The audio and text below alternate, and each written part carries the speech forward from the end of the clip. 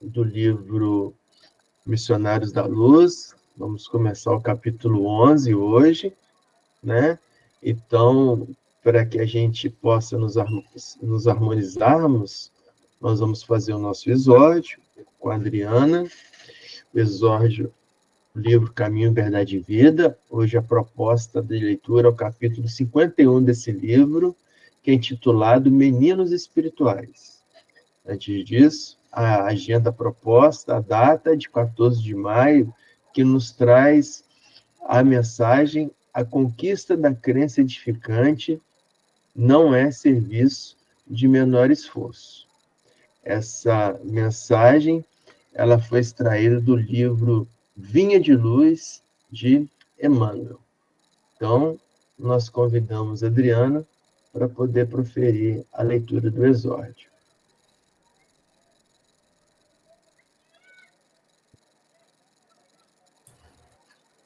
Boa noite. Eu não sei se vocês vão escutar o latido do meu cachorro. Tá? Aconteceu alguma coisa que ele saiu latindo. Tomara que não atrapalhe. Capítulo 51, Meninos Espirituais. Traz o seguinte epígrafe. Porque qualquer que ainda se alimenta de leite não está experimentado na palavra da justiça, pois é menino. Paulo, está em Hebreus, capítulo 5, versículo 13. Na apreciação dos companheiros de luta que nos integram o quadro de trabalho diário, é útil não haja choques quando inesperadamente surgirem falhas e fraquezas. Antes da emissão de qualquer juízo, é conveniente conhecer o quilate dos valores espirituais em exame. Jamais prescindamos da compreensão ante os que se desviam do caminho reto. A estrada percorrida pelo homem experiente está cheia de crianças dessa natureza. Deus cerca os passos do sábio com as expressões da ignorância, a fim de que a sombra receba a luz e para que essa mesma luz seja glorificada.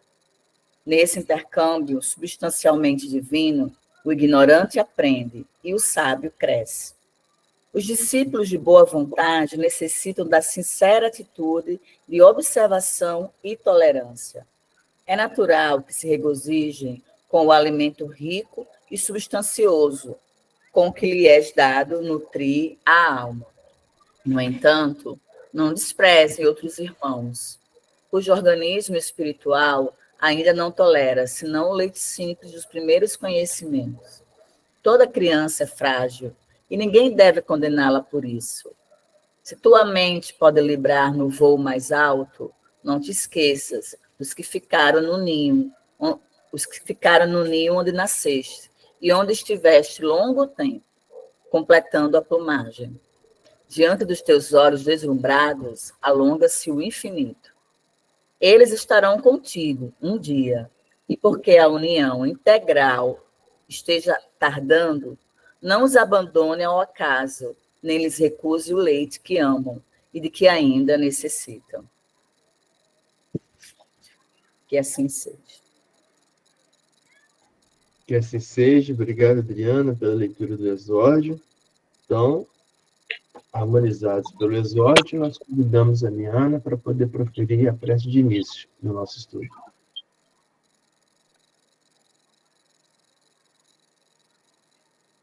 Amado Mestre Jesus, pedimos neste momento, Mestre, que nos ampare, que permita que os nossos irmãos espirituais estejam conosco e que nossas mentes e os nossos corações se abram para recebermos os teus ensinamentos. Que nossas casas, aqui onde estamos, tenhamos as condições necessárias para ouvirmos, para refletirmos e para usarmos na nossa vida, a fim de transformarmos tanto a nós quanto aqueles que nos cercam.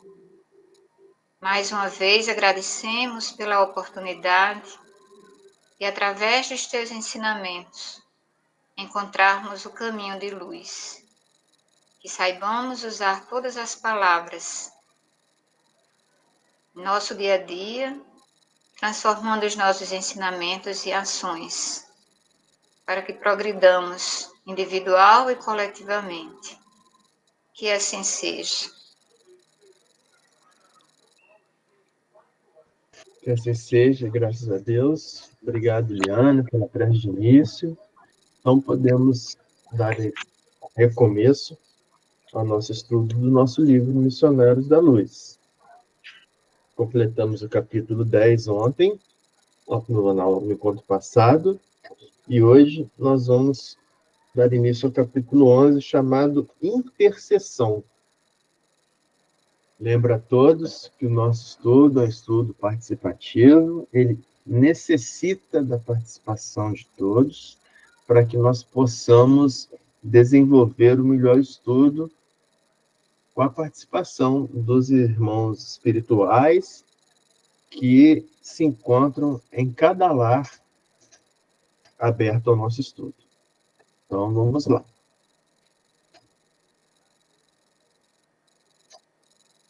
Capítulo 11, Intercessão.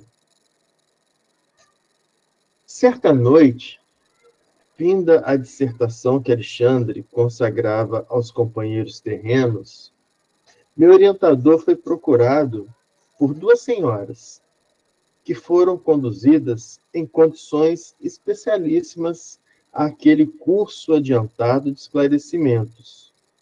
Estou lembrando que Alexandre dá palestras de esclarecimentos, né, nesse momento que eles estão na Terra, para encarnados e desencarnados. Então, nesse momento, duas senhoras são conduzidas a ele para esclarecimentos, duas senhoras encarnadas que vão a eles desdobradas durante o sono. Então, aquele curso adiantado de esclarecimentos, porquanto eram criaturas que ainda se encontravam presas aos veículos de carne e que procuravam o instrutor temporariamente desligadas do corpo por influência do sono. Então, aqui, mais uma vez, André Luiz nos traz a importância do sono como refazimento, mas, sobretudo, como fator primordial de emancipação da alma, né? Então, aqui nós relembramos, nesse momento, que o sono possibilita esta libertação temporária do espírito do corpo. Visto isso, nós vamos nos recorrer ao Livro dos Espíritos para nós relembrarmos em que parte do Livro dos Espíritos Kardec nos trouxe as informações dos Espíritos acerca dessa importância do sono.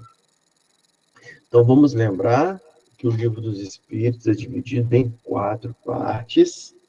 Primeira parte, causas gerais. Segunda parte, o mundo dos espíritos, o mundo espiritual. Terceira parte, as leis morais, que é a lei divina. E a quarta parte, as esperanças e consolações da doutrina espírita, né?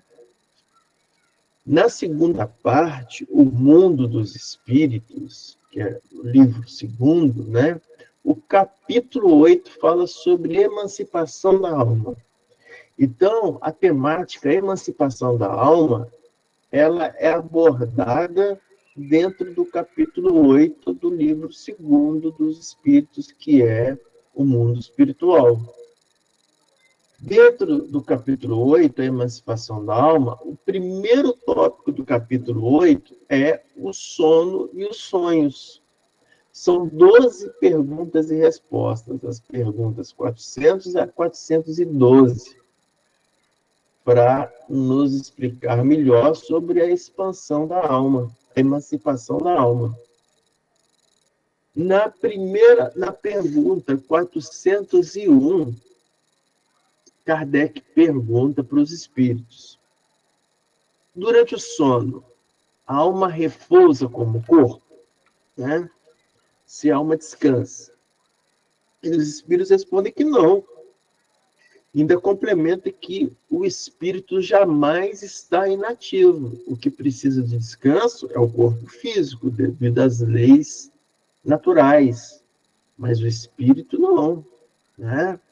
E aí os espíritos complementam que durante o sono afrouxam-se os laços que prendem o corpo ao espírito, ou seja, o perispírito, o fio que prende o perispírito, né? Então afrouxa esse fio e complementa os espíritos que, não precisando este então da sua presença, ou seja, não precisando o espírito do corpo, ele, o espírito, se lança pelo espaço e entra em relação mais direta com outros espíritos, né? Então, é isso que está acontecendo nesse momento. Durante o sono, essas duas senhoras tiveram a possibilidade do afrouxamento dos laços que prendem o seu corpo ao espírito. Com esse afrouxamento, o espírito se expande, tem uma maior percepção espiritual e consegue, então, entrar em uma relação mais direta com os espíritos desencarnados. E nessa relação mais direta, ela procura Alexandre para poder se instruir, né? Pergunto, nesse momento, alguém quer comentar algo? Marco, o que eu achei interessante foram que as duas foram para o mesmo lugar, né, no sono. Então, isso é possível, né? A gente tem um encontro assim, às vezes a gente tem uns sonhos que parecem assim, tão reais, tão reais. Eu disse, não, acho que foi um encontro espiritual. Não sei se elas combinaram antes, alguma coisa, assim. Não, Desejo. É físico, isso aí é físico, né? Assim? Por que é físico? São as leis físicas. Sim. Né? Porque é a lei da afinidade. O pensamento é afinidade.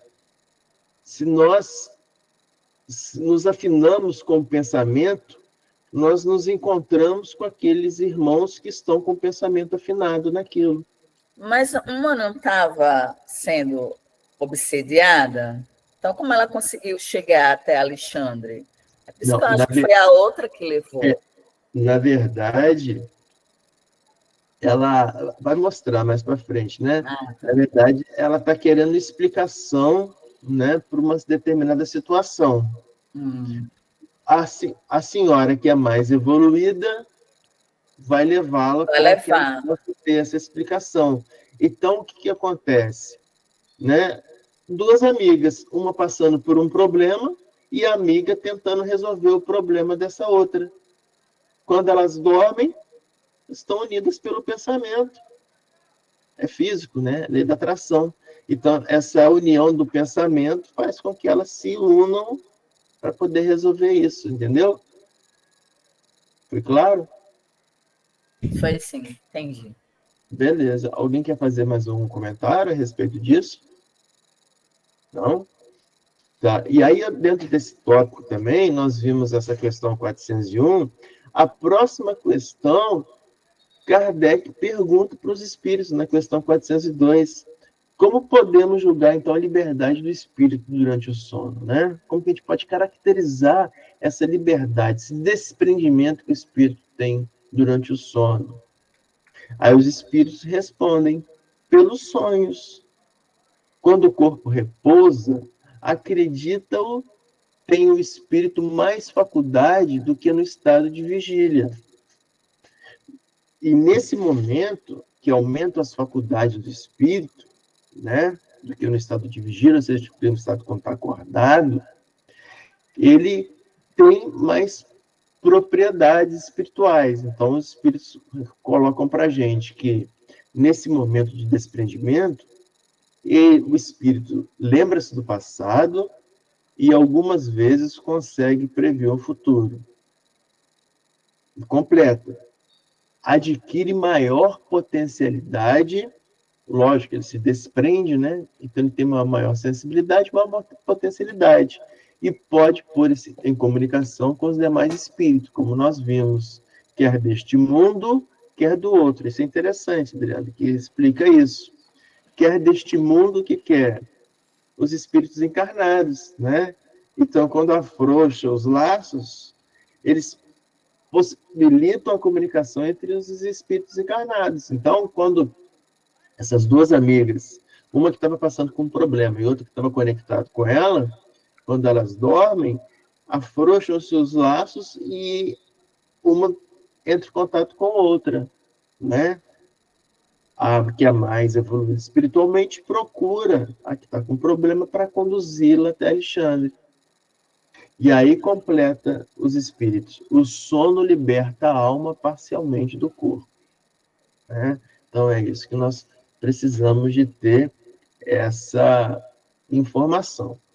E para nós finalizarmos esse tópico da emancipação da alma, eu trago aqui a questão 407, quando Kardec pergunta para os espíritos se é necessário o sono completo para a emancipação do espírito, né?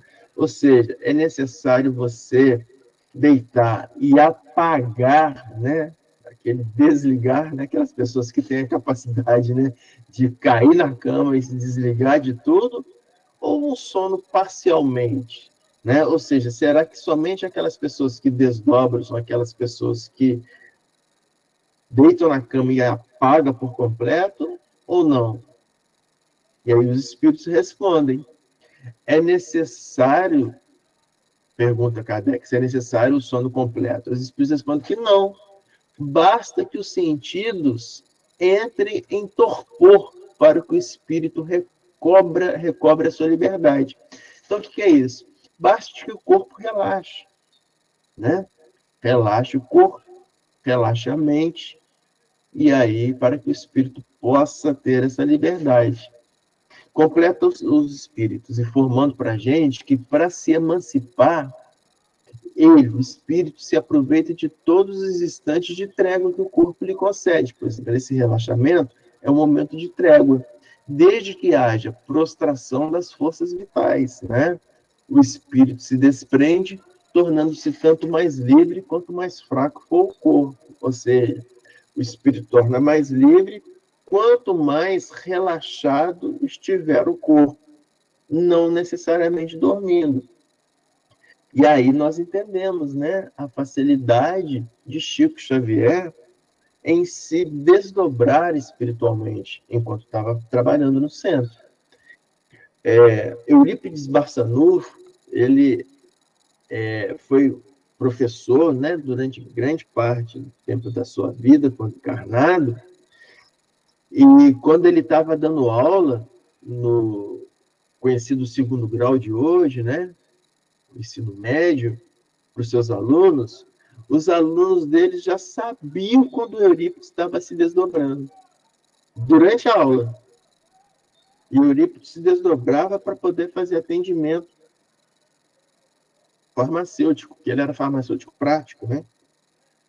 Levava medicamentos homeopáticos e tal. Então, ele se desdobrava para levar essa possibilidade de cura espiritual para aqueles irmãos que estavam necessitados encarnados, né? Então, é esse relaxamento parcial do corpo. Alguém quer fazer algum comentário? Não? Então, vamos continuar.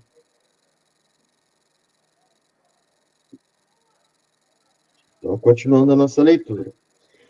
A mais velha, então eram duas senhoras que foram levadas a Alexandre. A mais velha, evidentemente espírito mais elevado, pelas expressões de luz que se via rodeada. Então aqui é interessante, né? Que aqui André Luiz coloca para a gente que uma das manifestações de elevação espiritual é a intensidade da luz emitida pelo seu espírito. por isso, né, chamado de espírito de luz. E aqui nós lembramos o Cristo, né, quando Cristo nos fala: faça brilhar a vossa luz. Faça brilhar a vossa luz. Então, o que é isso? Fazer brilhar a vossa luz. Nós, nos diz o Livro dos Espíritos, quando nós encarnamos, né, pela primeira vez, nos diz o Livro dos Espíritos, que Deus cria o espírito simples e ignorante. Isto é, ainda complementa os espíritos para nós explicarmos. Isto é, sem conhecimento. Sem conhecimento. Uma vez que o espírito vai adquirindo conhecimento, ele vai adquirindo a consciência da necessidade do seu melhoramento, do seu autoaperfeiçoamento.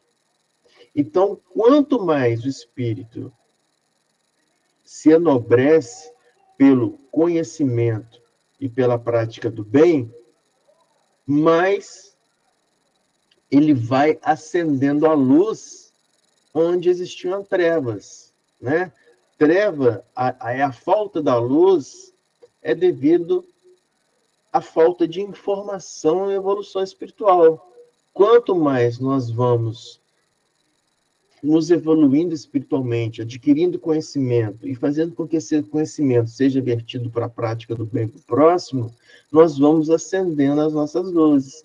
Então, por isso que fala, né, que os espíritos de luz, os espíritos evoluídos, são espíritos de luz, né? Então, André Luiz veio nesse ponto confirmar isso para a gente, onde ele nos diz que, evidentemente, espírito mais elevado pelas expressões de luz que se via rodeado. Na revista espírita, chamado de Jornal de Estudos Psicológicos, né, que começou após o lançamento do Livro dos Espíritos, que foi lançado em 1857, e depois em 1859 já estava sendo lançada a revista espírita. Na edição de 1869, de março de 1869, ela traz o título Dissertações Espíritas e traz um item chamado A Música e as Harmonias Celestes, e o espírito que vem dizer nessa edição é o espírito do maestro Rossini, pelas mãos do médium senhor Deslies. E o Rossini, ele nos traz nessa revista espírita uma frase nos dizendo que a luz é um sentido íntimo que a alma possui. Quanto mais desenvolvido esse sentido, melhor ela emite a luz. Então, a luz é um sentido íntimo que a alma possui. Que sentido que é esse? O sentido do bem. Quanto mais esclarecimento nós absorvemos, maior a capacidade de nos entregarmos ao bem, de sermos pessoas melhores. Quanto mais nós fazemos isso, maior a emissão de nossa luz. Por isso, espírito de luz. Mas, dando continuidade nessa conversa sobre a luminosidade dos espíritos adiantados ou evoluídos, Emmanuel tem um livro chamado Seara dos Médiuns. O capítulo 19 desse livro chama Espíritos de Luz. Exatamente o que nós estamos vendo. Então, o capítulo 19 do livro de Emmanuel, Seara dos Médiuns, chama Espírito de Luz. Então, o que Emmanuel nos diz? Ele escreve: parafraseando a luminosa definição do apóstolo Paulo em torno da caridade, no capítulo 13 da primeira epístola aos Coríntios. Então, o que fala, né? O capítulo 13 da primeira epístola aos Coríntios? É aquela carta à caridade, ou carta ao amor, ainda que eu falasse, né? A língua dos homens, se eu não tivesse amor, seria como o símbolo que retine, né? Ele vai dissertando sobre a caridade. Então, Emmanuel está falando, parafraseando toda essa dissertação da caridade de Paulo. Continua Emmanuel: ousaremos aplicar os mesmos conceitos aos espíritos benevolentes e sábios. Então, veja aqui, né? Então, Emmanuel vai falar sobre os espíritos benevolentes e sábios. Então, é isso que nós estamos dizendo. Quanto maior a sapiência, maior a entrega ao caminho do bem. Por isso que Emmanuel chama de espíritos benevolentes e sábios. Aqui eu até mudaria. Espíritos sábios e benevolentes, né? Eles adquirem o conhecimento e o conhecimento mostra a eles a importância e a necessidade de fazer o bem, né? Então, quando diz Emmanuel, espíritos benevolentes e sábios que nos tutelam a evolução, que cuidam de nós, nos conduzindo ao processo evolutivo. E aí Emmanuel vai falar sobre o que são esses espíritos sábios e benevolentes. E aí Emmanuel nos diz: ainda que falássemos a língua das trevas, né? Por quê? Porque no capítulo 13 da primeira carta aos Coríntios, Paulo fala que ainda que eu falasse a língua dos anjos, né? Na verdade, ainda que eu falasse a língua dos anjos e dos homens, aí Emmanuel fala, ainda que eu falasse a língua das trevas, né? Na nossa parca condição, ainda que que falássemos a linguagem das trevas e não possuíssemos leve raio de entendimento, então veja, né? Que a gente não possuísse entendimento, então veja que a treva é a ausência de luz. É gerada devido ao quê? A ausência de entendimento. Então, por isso que Emmanuel fala, ainda que falássemos a linguagem das trevas e não possuíssemos leve raio de entendimento, não passaríamos para eles de pobres irmãos necessitados de luz. Para eles, quem? Os irmãos benevolentes e sábios, que são os espíritos de luz. Para eles, somos o quê? Pobres irmãos necessitados de luz. Ainda que nos demorássemos na vocação do crime, caindo em todas as faltas e retendo todos os vícios, a ponto de arrojar-nos por tempo indeterminado nos últimos despenhadeiros do mal, para o nosso próprio infortúnio, não seríamos para eles, ou seja, para os nossos irmãos benevolentes e sábios, senão criaturas infelizes, carecentes de amor. Ainda que dissipássemos todas as nossas forças no terreno da culpa e dedicássemos a vida ao exercício da crueldade, sem a mínima noção do próprio dever, isso seria, para eles, nossos irmãos sábios e benevolentes, tão somente motivo de maior compaixão. Completa Emmanuel: os espíritos de luz são pacientes em todas as suas manifestações, são benignos, não invejam, não se orgulham, não mostram leviandade, não se ensoberbecem, não se portam de maneira inconveniente, não se irritam, não são interesseiros, não guardam desconfiança, não folgam com a injustiça, mas rejubilam-se com a verdade. Tudo eles suportam, tudo creem, tudo eles esperam e tudo sofrem. Esses são, sim, os espíritos de luz. Então, nós conseguimos entender um pouco melhor sobre o que são esses nossos irmãos espíritos de luz. Ok? Algum comentário? Só para enfatizar, porque nós somos meninos espirituais, como bem falou no exórdio, né? Caramba, olha só. Muito bem, né? Meninos espirituais. Meninos espirituais. O Marcos, essa última parte explicou muito bem a humildade de Elvira, a maneira com que ela se posiciona pedindo, a maneira humilde que ela faz o pedido. E a gente vai ver que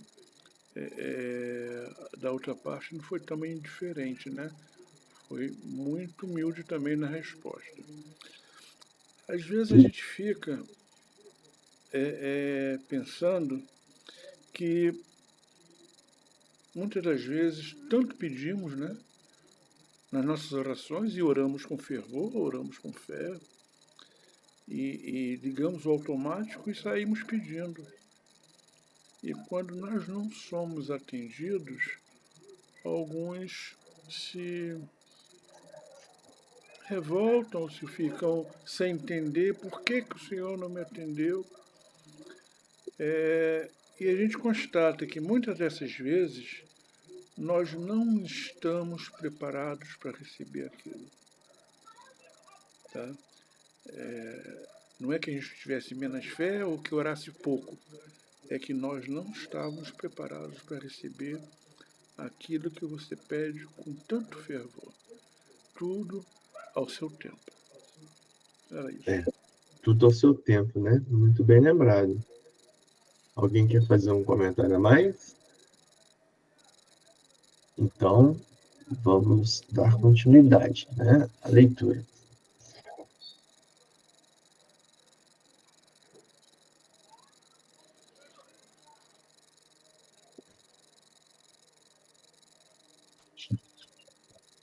Então, a mais velha, evidentemente, espírito mais elevado, vamos continuando aqui, pelas expressões de luz que se via rodeada, parecia muito conhecida e estimada de Alexandre, que a recebeu com indisfarçáveis demonstrações de carinho.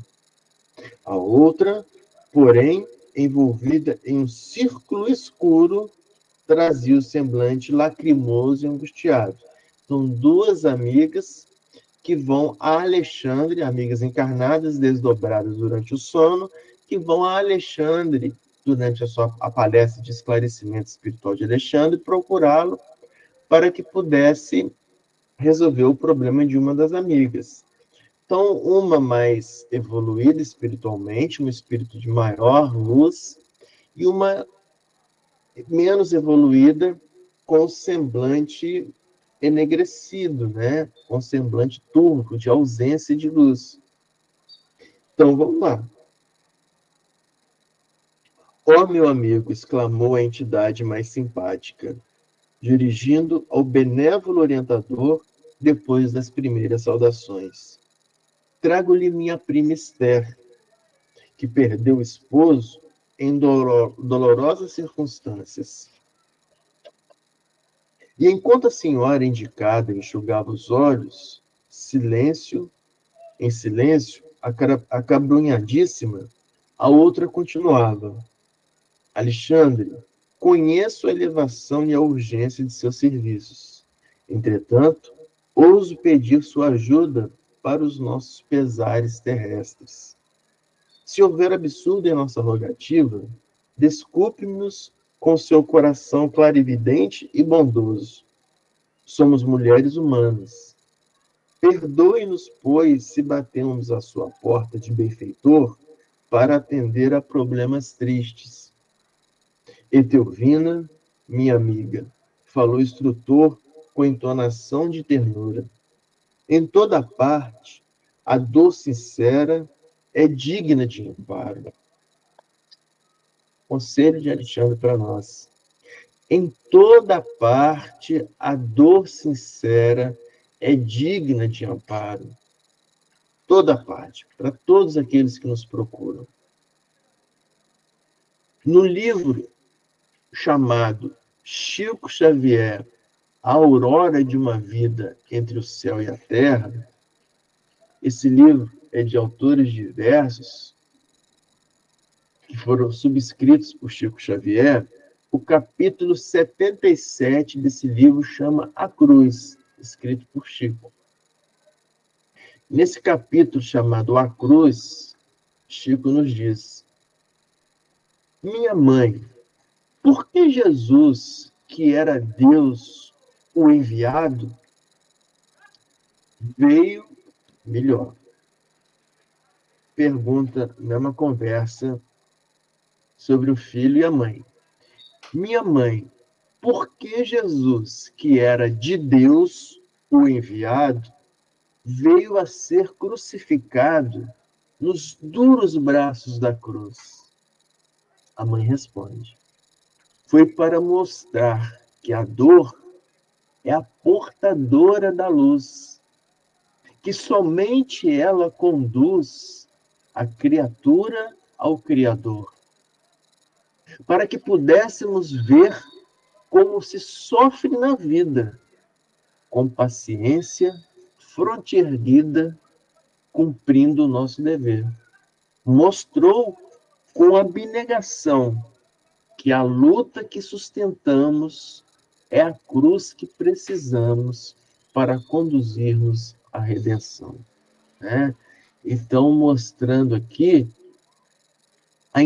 por que Cristo, né, veio exemplificar o amor e sofreu tanto na terra,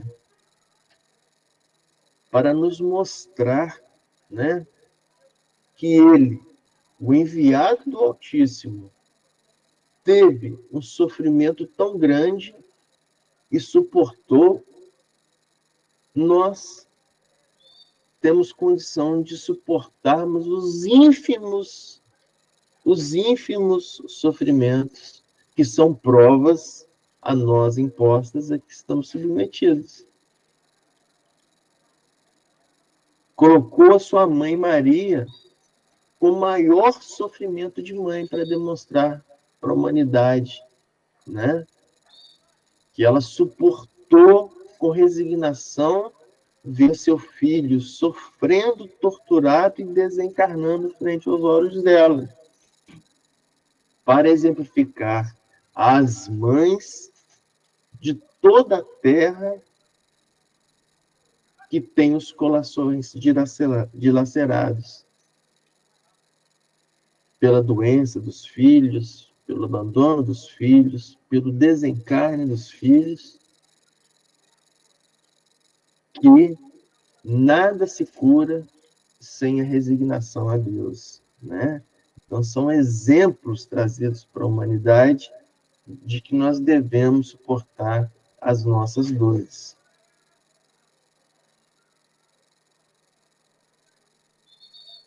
Meimei tem um livro chamado Relicário de Luz.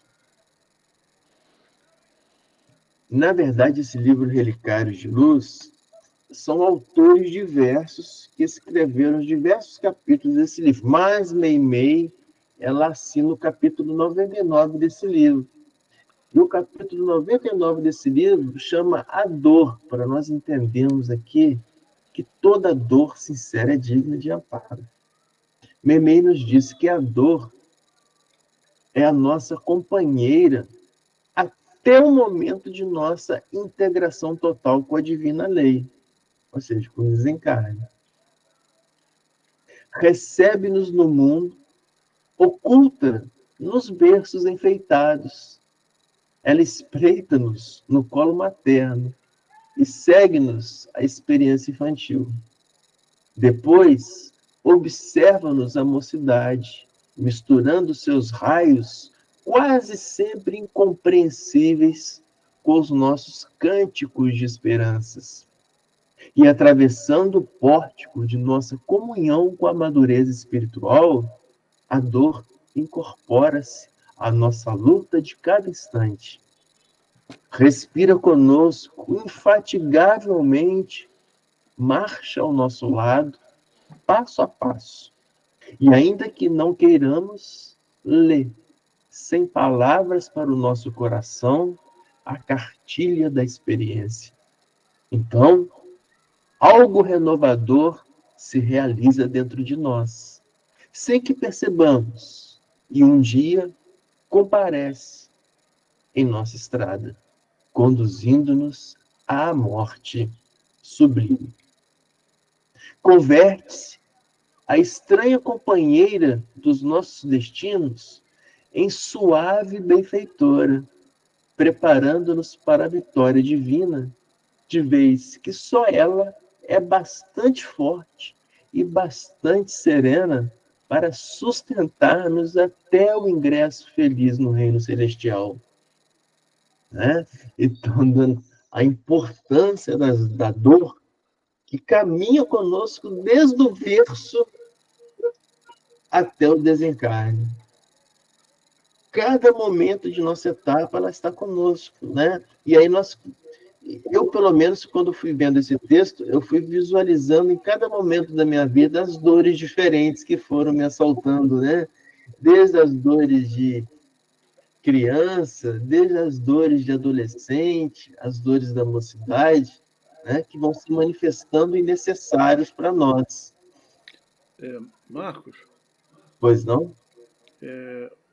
Vale também lembrar o Evangelho segundo o Espiritismo, capítulo 9, item 7, fala sobre a paciência. Eu não tenho aqui para ler, eu até postei no grupo, tá? Se alguém tiver interesse de ver isso depois, tá? A importância da paciência, principalmente no momento da dor. Né? Qual é o nome do livro que você falou da Meimei? Que tem a... Tem, tá aqui. Relicários de Luz. Não entendi. Livro Relicários de Luz. Tá, ok. Relicários. Tá? Ok? Alguém quer fazer algum comentário sobre a dor? O entendimento da dor desse texto? Não? Tá. Então, vamos continuar.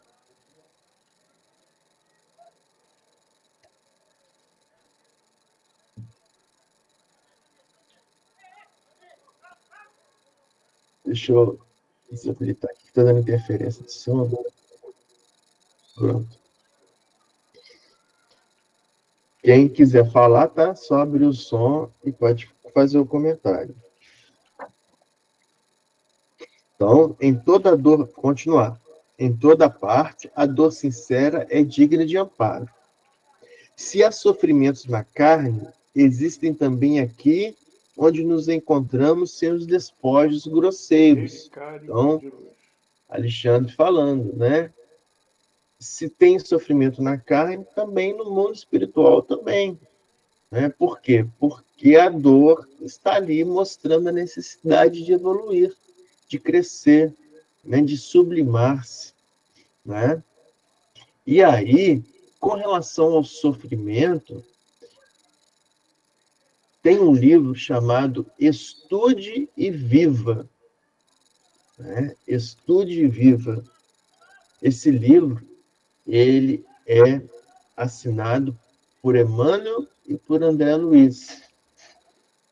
O capítulo 17.2, Aspectos da Dor, é assinado por André Luiz.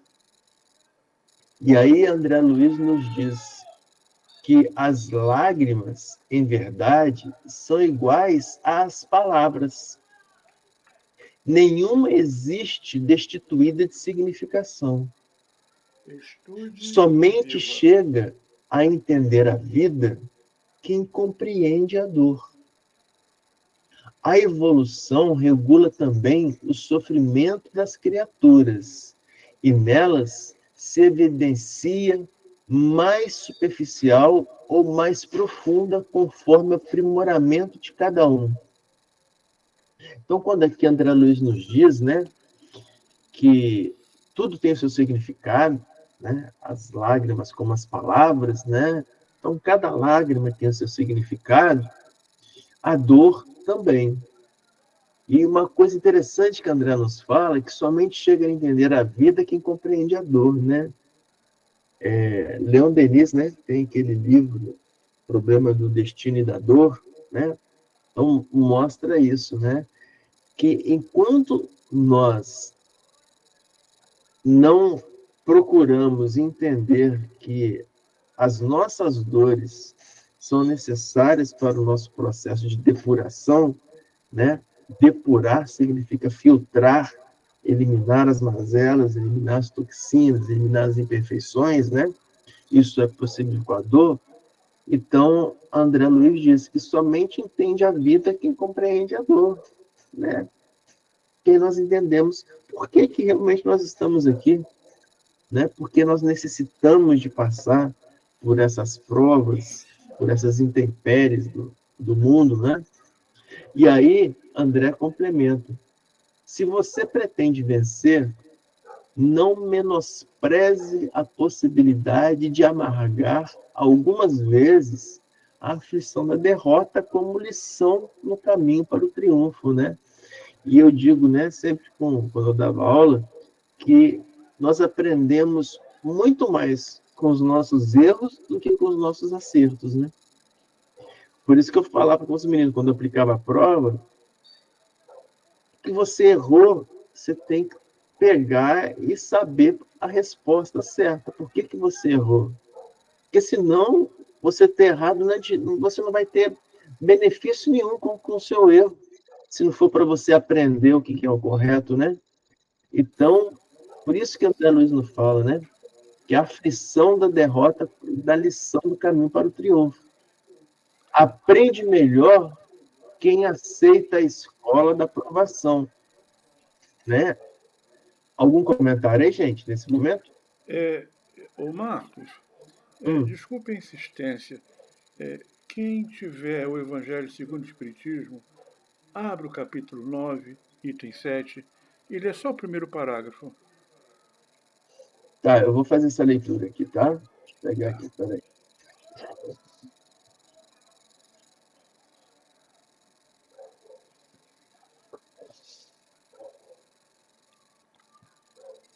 Então, Evangelho segundo o Espiritismo, capítulo 9, capítulo item 9, 7. Item 7. Então, o capítulo 9 do Evangelho segundo o Espiritismo, ele é intitulado Bem-aventurados os que são brandos e pacíficos. Capítulo 9 do Evangelho segundo o Espiritismo. O item 7 fala sobre... O título é paciência, mas ele vai falar sobre a dor. Ô, Guto, eu vou só tirar o som para que tá dando interferência, tá? Tá ótimo. Tá dando interferência aqui. Tá. Deixa eu só desativar aqui. 7. A dor é uma bênção que Deus envia a seus eleitos. Não vos aflijais, pois quando sofrerdes, antes bendizer a Deus onipotente, que pela dor neste mundo vos marcou para a glória no céu. Sede pacientes, a paciência também é uma caridade e deveis praticar a lei da caridade ensinada pelo Cristo, enviada de Deus. A caridade que consiste na esmola dada aos pobres é a mais fácil de todas. Outra, há, porém, muito mais penosa e, conseguintemente, muito mais meritória, a de perdoarmos ao que Deus colocou em nosso caminho para ser instrumentos de nosso sofrer e para nos porem à prova a paciência. Que interessante, né? Porque as pessoas difíceis que são colocadas no nosso caminho, né?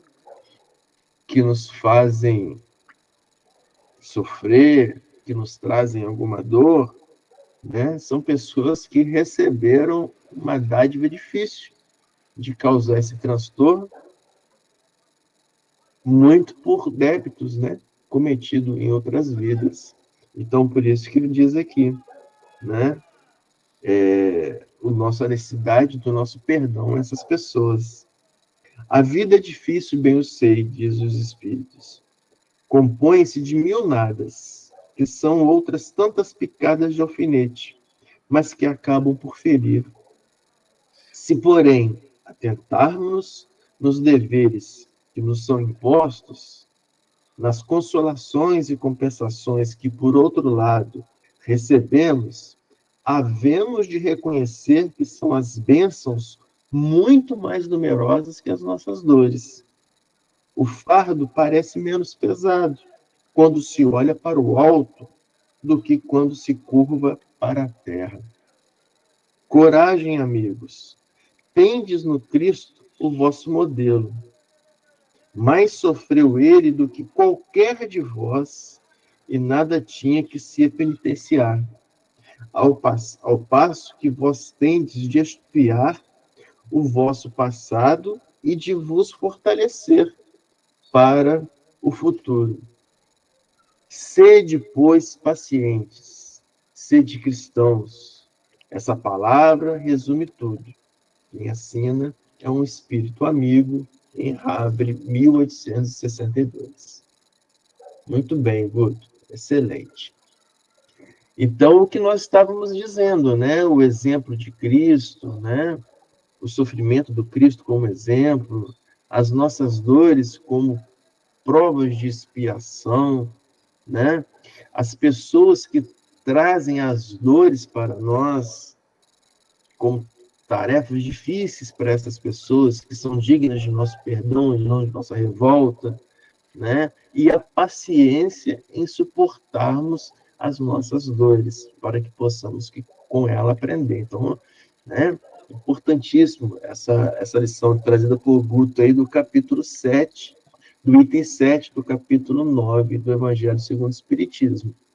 E aí, concluindo o que eu estava trazendo aqui do livro Estude Viva, de Emmanuel André Luiz, Aspectos da Dor, André Luiz nos traz: aprende melhor quem aceita a escala da provação. É o que o Evangelho Espiritismo nos falou, né? Porquanto, sem ela, sem a dor, os valores da experiência permaneceriam ignorados. A dor não provém de Deus. Isso é interessante, né? Que André Luiz nos diz. A dor ela não provém de Deus, de vez que, segundo a lei, ela é uma criação de quem a sofre. Isso é fácil de entender, né? Fácil de entender. A lei não provém de Deus, é uma criação nossa. Porque ela veio com as nossas medidas inconsequentes que nós tomamos na vida. Pergunto se alguém quer fazer algum comentário aqui sobre isso.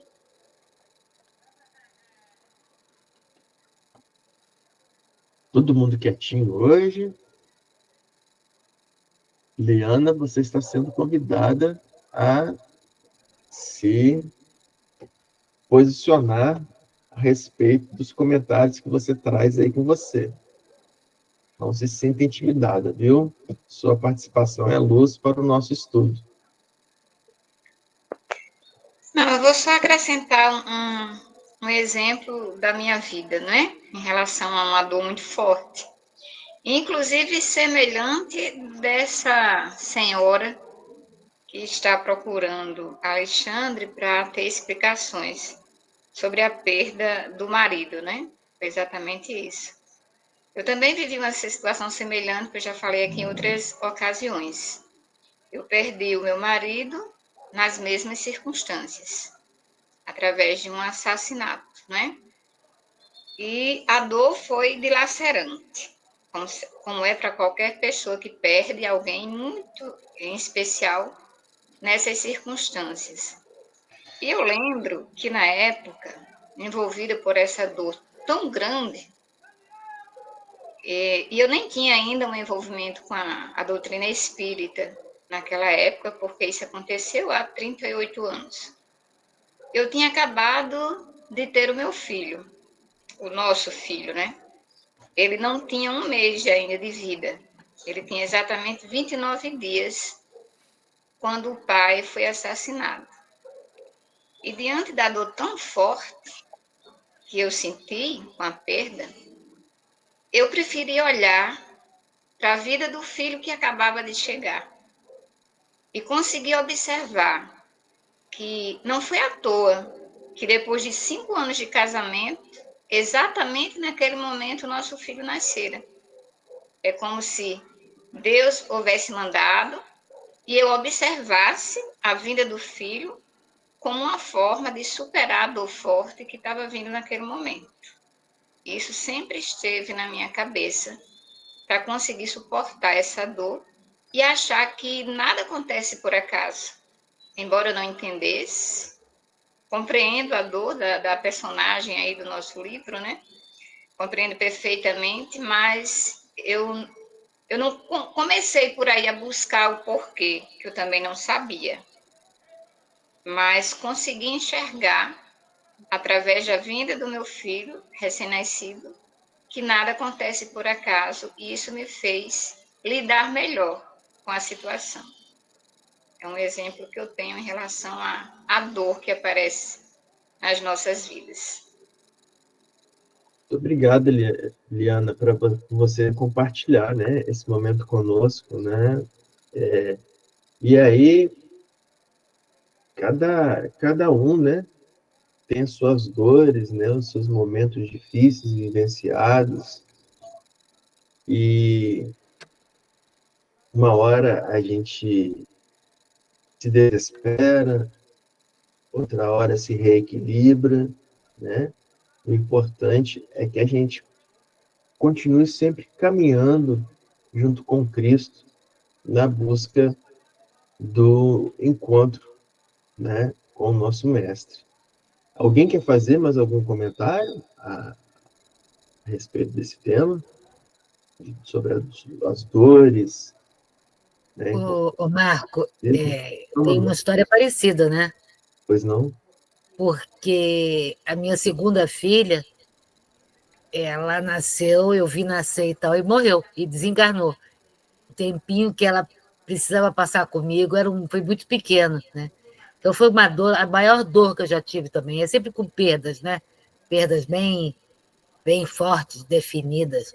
E eu sei que hoje em dia ela já encarnou, já reencarnou, mas na época que eu também não estava tão assim, quando você passa por uma perda assim, a gente fica até descrente um pouco da religião, né? Porque porque eu tendo condições de criar a minha filha, ela vai embora, ela até e depois a gente vai trabalhando e tal, e hoje em dia eu sei que ela já reencarnou e está perto de mim, coisa boa, né?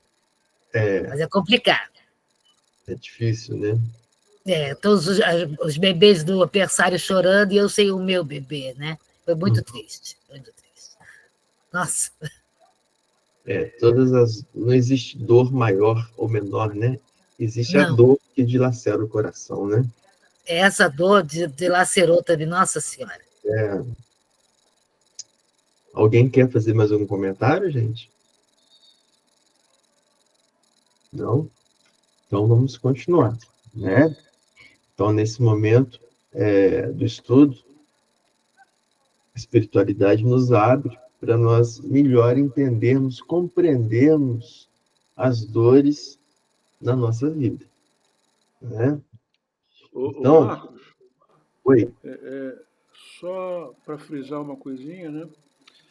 A gente acaba aprendendo mais na dor do que em qualquer outra coisa. A dor nos ensina muito. E muitas das vezes a dor nos traz livramentos também. Só vamos ver isso mais à frente. É só isso. Aquela a dor para mudar o curso da nossa vida, né? Porque se a gente vai num determinado curso, a gente poderia passar uma coisa tão problemática lá na frente, então vem uma dor que nos joga para o outro lado, e só depois que passa essa dor que a gente olha para trás e fala assim, nossa, ainda bem que aconteceu isso lá atrás na minha vida, né? É o que o Guto falou, né? As dores que redirecionam as nossas vidas.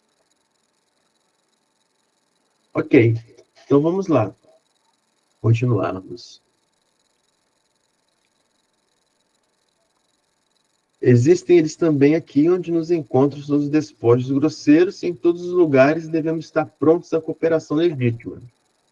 Diga, portanto, o que desejam e ponham-se à vontade, disse Alexandre às duas, né? Ambas as senhoras demonstraram-se aliviadas e passaram a conversar calmamente. Então, aqui vai começar a mostrar para a gente a história de Etelvina. Então, vamos lá. Etelvina, satisfeita, apresentou então a companheira que começou a relatar seu doloroso romance. Casara-se fazia 12 anos com o segundo noivo, que o destino lhe reservara, esclarecendo que o primeiro, ao qual amara muito, suicidara-se em circunstâncias misteriosas. A princípio, preocupara-se intensamente com a atitude de Noé, o primeiro noivo, bem amado de seu coração. Todavia, o devotamento de Raul, o esposo que o céu lhe enviara, conseguira desfazer-lhe as mágoas do passado, edificando-lhe a aventura conjugal com amoroso entendimento. Haviam recebido 3 filhinhos da providência divina e viviam em harmonia completa. Raul, conquanto melancólico, era dedicado e fiel. Então, o segundo esposo dela, né? Raul, o esposo melancólico, mas dedicado e fiel. Quantas vezes desejara ela balsamizar-lhe em vão as chagas recônditas, né? Devido a seu estado melancólico, né? Quantas vezes a esposa quis, né, suavizar essa melancolia do coração de Raul. O companheiro, todavia, nunca se revelara plenamente. Apesar disso, a existência corria-lhe venturosa e calma no santuário da mútua compreensão. Não obstante, porém, viverem para o desempenho das sagradas obrigações domésticas, apareceram inimigos ocultos que lhe haviam subtraído a felicidade. Raul fora assassinado inexplicavelmente. Então, durante a jornada, apareceram inimigos que assassinaram o segundo esposo dela. Amigos anônimos recolheram-lhe o cadáver na via pública, trazendo-lhe à casa a terrível surpresa. Tinha ele o coração varado por um tiro de revólver que, embora encontrado junto do corpo exângue, não lhe pertencia. Que mistério envolveria o hediondo crime? Diversos populares e policiais acreditavam tratar-se de suicídio, tanto assim que todas as diligências da justiça criminal se encontravam interrompidas. Entretanto, em sua convicção de mulher, admitia o assassino. Que motivos conduziriam um homem probo e trabalhador ao suicídio sem causa? Por que se mataria Raul quando tudo lhe era favorável relativamente ao futuro? Inegavelmente, seus recursos financeiros não eram extensos, mas sabiam equilibrar com decência a despesa doméstica e a receita comum. Não. O companheiro, a seu parecer, teria partido da crosta por imposição de tenebroso crime. Todavia, em sua generosidade feminina, Esther, em lágrimas, não desejava positivar a culpabilidade de ninguém. Não desejava vingar-se, e sim acalmar o coração desalento. Seria possível, por intermédio de Alexandre, sonhar com o companheiro no sentido de obter-lhe as notícias diretas e fazer-lhe sentir-lhe o carinho e interesse do lar? Então, o que acontece? Então, Esther revelou seu caso aqui do segundo esposo, Raul, que fora assassinado. E, nesse momento, ela está em Alexandre, não para pedir revolta, para pedir explicações, mas para solicitar um possível contato com seu esposo desencarnado para lhe fazer sentir o carinhoso interesse do lar. Em vista dos filhos pequenos e 2 velhos tios que estavam dependentes de seus préstimos, a angustiada viúva encontrava-se em péssimas condições financeiras, na viuvez inesperada. Todavia, acrescentava em pranto, estava dispostas a trabalhar e consagrar seus filhinhos, recomeçando a vida. Mas, antes disso, desejava algum reconforto ao coração. Anelava inteirar-se do ocorrido e conhecer a situação do esposo para conformar-se.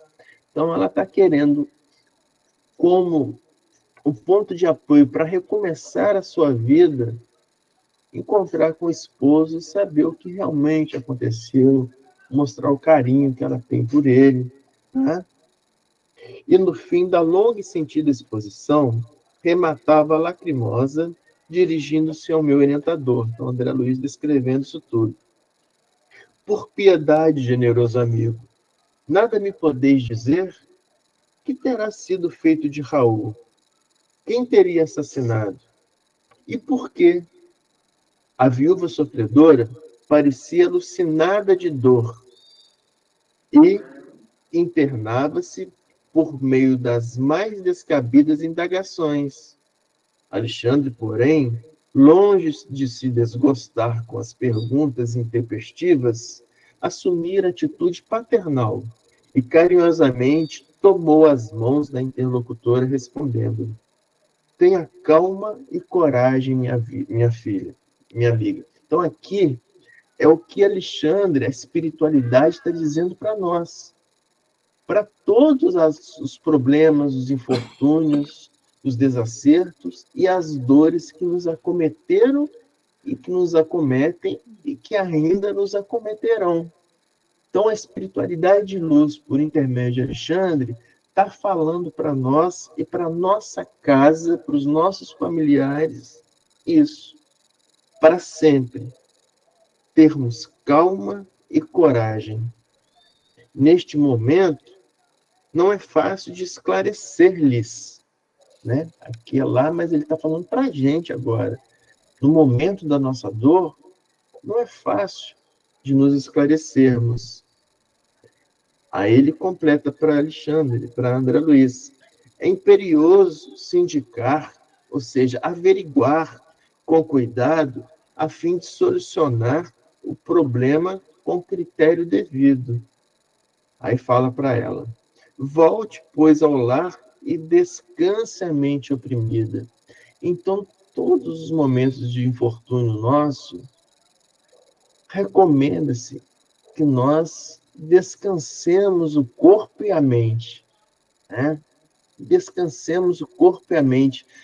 Muito porque nós vimos no início do nosso estudo agora, desse capítulo, sobre a emancipação da alma, né?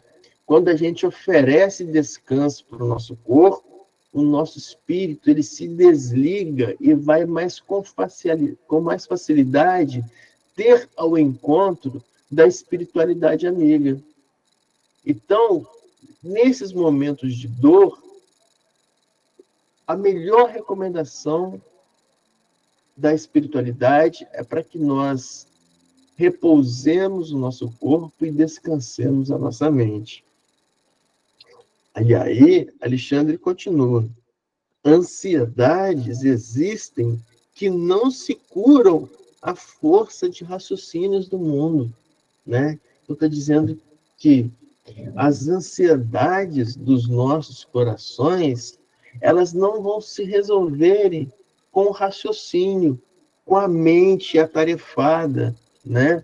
Para nós tirarmos a ansiedade do nosso corpo, refazendo o nosso corpo em descanso para o corpo e para a mente.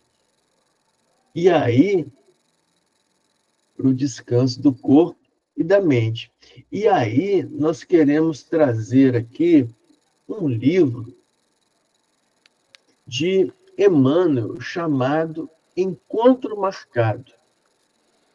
Esse livro, Encontro Marcado, que fala sobre os nossos encontros de quarta-feira, 19h45 a 21h15, são encontros marcados por nós lá na espiritualidade, lá no planejamento reencarnatório, né?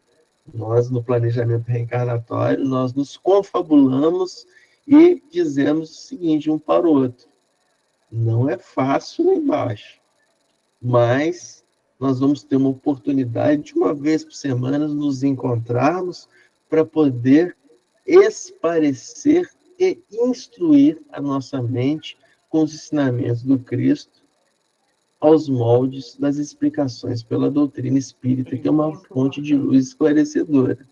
Então, o livro de Emmanuel, Encontro Marcado. O capítulo 42 desse livro chama Aflição Vazia. E ele nos explica sobre a ansiedade, né?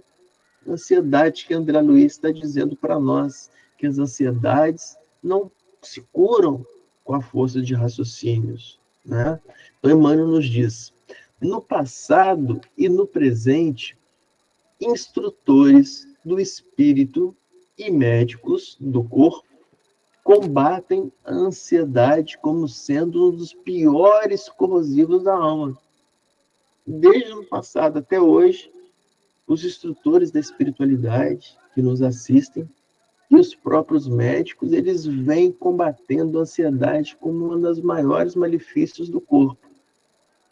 E aí Emmanuel nos diz, lembremos-nos de que as leis divinas, não lembramos que o livro terceiro dos Espíritos, a terceira parte dos Espíritos, lei divina. E Kardec, para nós melhor entendermos as leis divinas, ele, como professor emérito que é, dividiu didaticamente a lei divina em 10 leis morais. Lei da adoração, primeira lei, lei do trabalho, segunda lei, né? Para nós entendermos as leis divinas explicadas didaticamente. Então, Emmanuel está nos dizendo aqui, lembremos de que as leis divinas, através dos processos de ação visível e invisível da natureza, então a lei divina está sobre nós, seja por parte visível na natureza, ou por parte invisível. Então, a todos nos tratam em bases de equilíbrio. Então, a lei divina, ela vem para oferecer equilíbrio ao nosso corpo através da natureza, seja de forma visível ou não. E aí, vou abrir um parênteses aqui, no início nós estávamos falando, antes de começar o estudo, sobre as flores, sobre as plantas, né? Então, as flores, as plantas, consecutivamente, elas têm a capacidade de contribuir para fornecer reequilíbrio para o nosso corpo. Por isso que quando você passa por um jardim florido, você se reenergiza e se reequilibra. Então, são essas contribuições de processos de ação visível e invisível que a natureza nos oferece, dito por Emmanuel aqui. Então, a todos, através de processos de ação visível e invisível da natureza, a todos nos tratam em base de equilíbrio, entregando-nos a elas entre as necessidades de aperfeiçoamento e os desafios do progresso, com a lógica de quem sabe que tensão não substitui esforço construtivo ante os problemas naturais do caminho. Então, as ansiedades, elas são pontos de tensões em nosso corpo. E esses pontos de tensões trazidos pela ansiedade, elas não geram esforço construtivo em nós para os nossos problemas que se deparam no caminho. E aí André Luiz continua. E façamos isso, não apenas por amor aos que nos cercam, mas também a fim de proteger-nos contra a hora da ansiedade que nasce e cresce de nossa invigilância para asfixiar-nos a alma ou arrasar-nos o tempo sem qualquer razão de ser. Então, no combate à ansiedade, que vai nos prejudicar resolver os problemas que se nos deparam para nós todos os dias, procuremos reequilibrar o corpo junto ao que a natureza tem para nos oferecer. E isso são os conselhos de Emmanuel. Ok? Pergunto se nesse momento alguém tem algum comentário a fazer. Não? Então, vamos dar uma continuar um pouquinho aqui.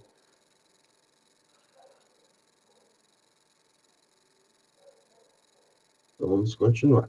Ansiedades existem que não se curam a força de raciocínios do mundo. É indispensável conhecer o refúgio da oração, confiando-as ao Supremo Pai. Então, outra dica de Alexandre para nós hoje. É indispensável conhecer o refúgio da oração. E engraçado que hoje, não por acaso, pois sabemos que o acaso não existe, antes de eu estudar esse ponto para o nosso encontro de hoje, eu, às 3h30 da manhã, publico a nossa mensagem do dia, de uma obra que nós estamos estudando. Então, eu estou estudando o livro Palavras de Vida Eterna. Então, eu vou seguindo o estudo e vou pegando as frases que vêm do estudo, da continuidade, e vou postando. Então, hoje, na continuidade do estudo, hoje a frase que veio é: não nos esqueçamos, pois, da oração. Então, se vocês observarem lá no nosso Instagram, a frase de hoje é: não nos esqueçamos, pois, da oração. Extraídas de Emmanuel, do seu livro Palavras de Vida Eterna, no seu capítulo 39. Então, pessoal, a importância da mensagem de hoje é isso. Frente às dores da nossa vida, aos problemas que passamos, que estamos passando e por outros queremos passar, pelas tempestades que se nos apresentam em nosso caminho, não nos esqueçamos da oração. E André Luiz Alexandre, nessa obra de hoje, fala: é indispensável conhecer o refúgio da oração. Então veja como que casa para hoje, né? A postagem de hoje de manhã: não nos esqueçamos, pois, da oração, dito por Emmanuel, e André Luiz nos dizendo, através de Alexandre, é indispensável conhecer o refúgio da oração. Emmanuel, em outro livro chamado Segue-me, no capítulo 46, chama a água fluida. Então, lembrando que por isso, que no nosso encontro, é bom deixar a nossa água fluidificada, para ela fluidificar. Então, no capítulo 39, no capítulo 46 do livro Segue-me, chama a água fluida. Esse capítulo é baseado na explicação, numa frase de Jesus, dita em Mateus, no capítulo 10, no versículo 42. A passagem de Cristo é: e qualquer que tiver dado, só que seja um copo d'água fria, por ser meu discípulo, em verdade eu digo, de modo algum perderá o seu galardão. Então, Emmanuel nos diz através disso: meu amigo, quando Jesus se referiu à bênção do copo de água fria em seu nome, não apenas se reportava à compaixão rotineira que sacia a sede comum. Detinha-se o mestre no exame de valores espirituais mais profundos. A prece intercessória e o pensamento de bondade representam irradiações de nossas melhores energias. Então, a oração, ela irradia energia. Quando nós estamos aqui falando do Cristo, falando do bem, nós estamos irradiando energia. E essa energia é captada pela água. Por isso, água fluidificada. A criatura, continua Emmanuel, que ora ou medita, exterioriza poderes, emanações e fluidos que, por enquanto, escapam à análise da inteligência vulgar.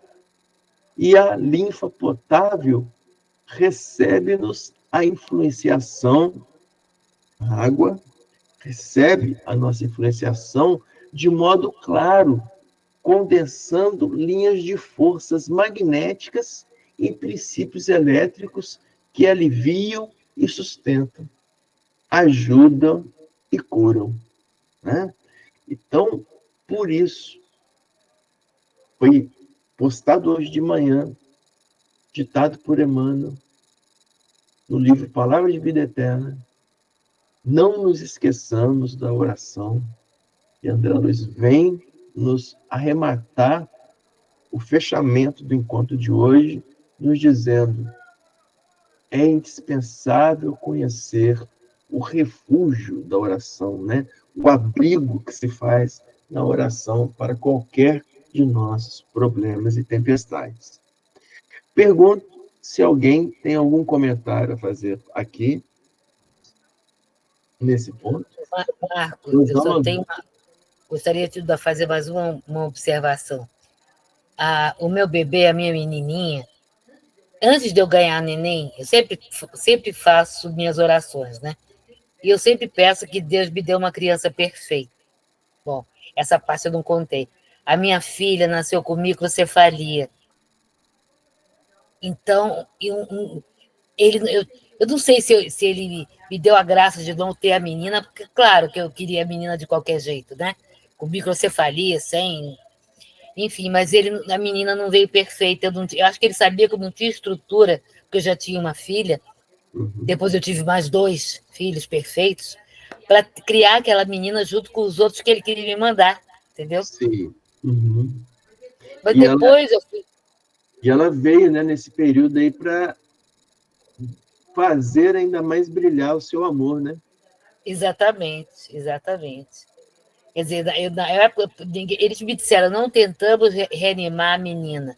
Eu fiquei muito, muito bravo, né? Porque a gente fica, né? Mas depois eles têm que entender que para mim ia ser muito complicado criar a menina com microcefalia, né? Sim. É isso daí, né? Então, em nossas dores, né?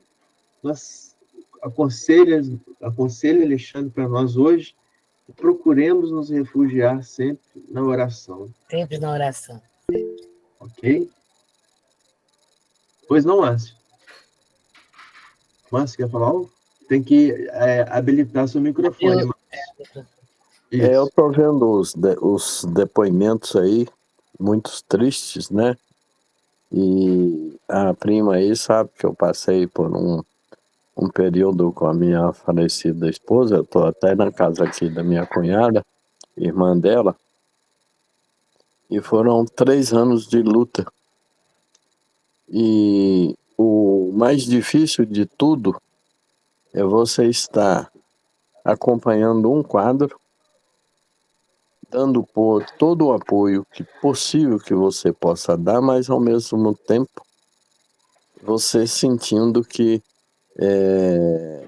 você nada mais pode fazer ali naquele quadro a não ser as orações, as vibrações positivas, porque há momentos que a gente se sente inútil dentro de um hospital, com toda a assistência que você tem, né, que os hospitais proporcionam, mas você vendo a cada dia a pessoa se preparando para a partida.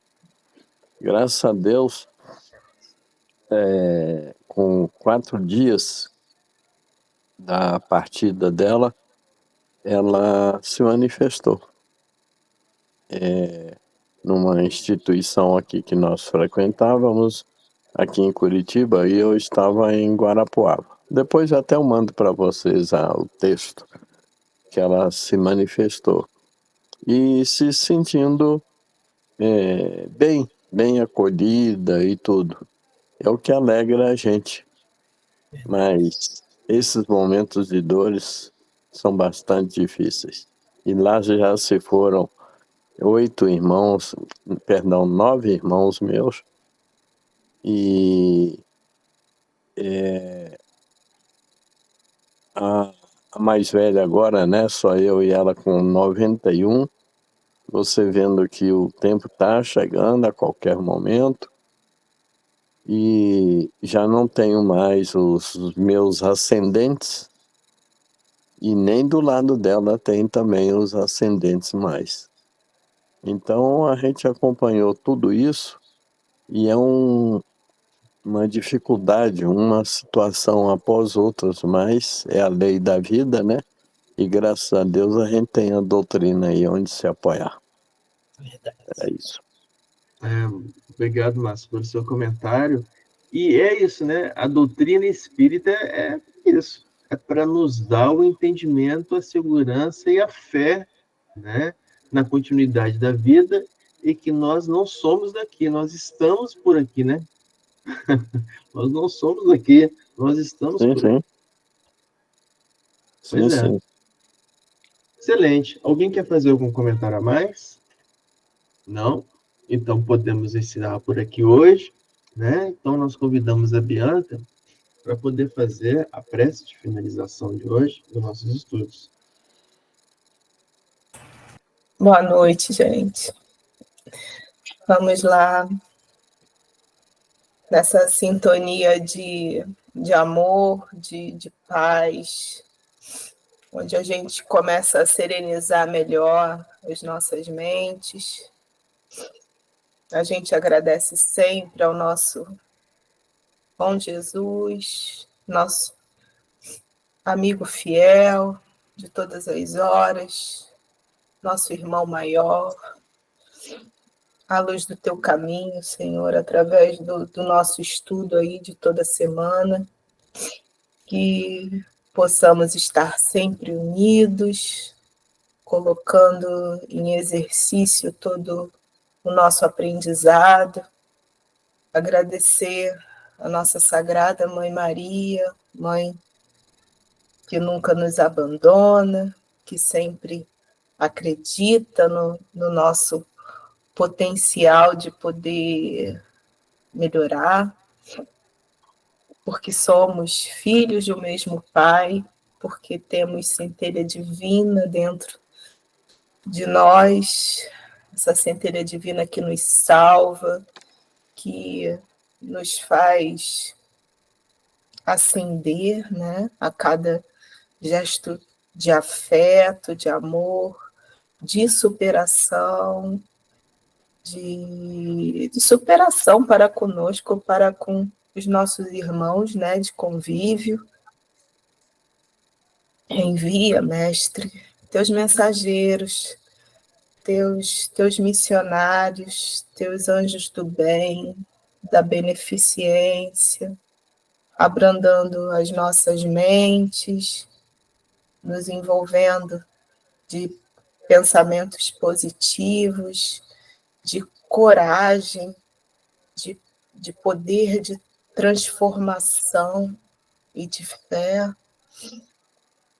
E as tuas energias salutares e de paz possam adentrar nesse momento os nossos lares, nos curando onde mais a gente precisa, que toda essa energia divina aqui e agora ela possa transformar em amor e consolo todo o sofrimento que ainda assola a todos nós, assola o nosso querido, amado planeta Terra, e que os nossos irmãos que mais sofrem agora, nesse momento, encarnados, desencarnados, eles possam, de alguma forma, estar sendo assistidos agora por toda a falange de bons espíritos que fielmente nos acompanham, nossos anjos, arcanjos, queridos guerreiros, guerreiros no amor e no bom combate. Que a nossa fé permaneça firme, Mestre, diante de todos os desencarnes aí, dos nossos entes queridos, que a gente possa, de alguma forma, estar sempre mais conectados com a espiritualidade que nos ensina, que nos preenche, que nos consola. Pai nosso que estais nos céus, santificado seja o vosso nome. Venha a nós o vosso reino. Seja feita a vossa vontade, assim na terra como no céu. O pão nosso de cada dia nos dai hoje.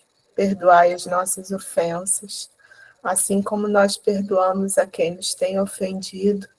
E não nos deixeis cair em tentação, mas livrai-nos de todo o mal.